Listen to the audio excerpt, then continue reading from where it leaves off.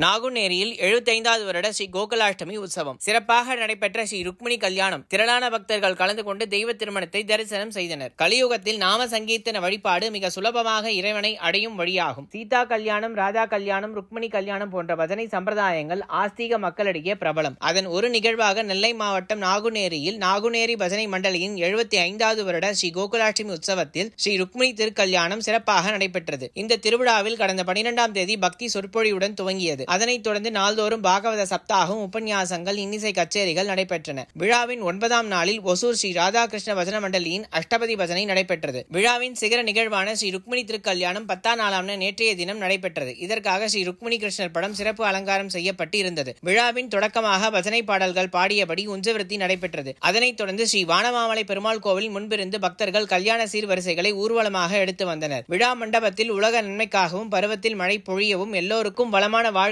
அமையவும் முதலில் சங்கல்பம் நடைபெற்றது. அதனைத் தொடர்ந்து குரு கீர்த்தனை, நாம சங்கீர்த்தனம், திவ்யநாமம் நடைபெற்றது. மங்கள அக்ஷதை எடுத்து வந்து கும்மி அடித்தும் நடனமாடியும் தெய்வத்தின் காலடியில் சமர்ப்பித்தனர். பின்னர் மாப்பிள்ளை பெண் வீட்டார் மாங்கல்ய பூஜை நடத்தி தாரை வார்த்தனர். தொடர்ந்து புது வஸ்திரங்கள் சாற்றப்பட்டு மலர் மாலைகள் அணிவிக்கப்பட்டு பக்தர்களின் ஹரே ராம ஹரே கிருஷ்ண முழக்கங்களுடன் மந்திரங்கள் முழங்க திருமங்கல்ய தாரணம் நடைபெற்றது. அதனைத் தொடர்ந்து மங்களாட்சதை சமர்ப்பிக்கப்பட்டு திருஷ்டி கழித்தல், ஹாரத்தி எடுக்கப்பட்டது. வந்திருந்த அனைத்து பக்தர்களுக்கும் திருமங்கல்ய சரடு, மஞ்சள், குங்குமம் போன்ற மங்கள பொருட்கள் மற்றும் சீர்பக்ஷணங்கள் பிரசாதமாக வழங்கப்பட்டது. உலக நன்மைக்காகவும் நோய் நொடியின்றி மக்கள் மகிழ்ச்சியுடன் வாழவும் இது போன்ற தெய்வ திருமணங்கள் ஆண்டுதோறும் நடைபெறுகின்றது.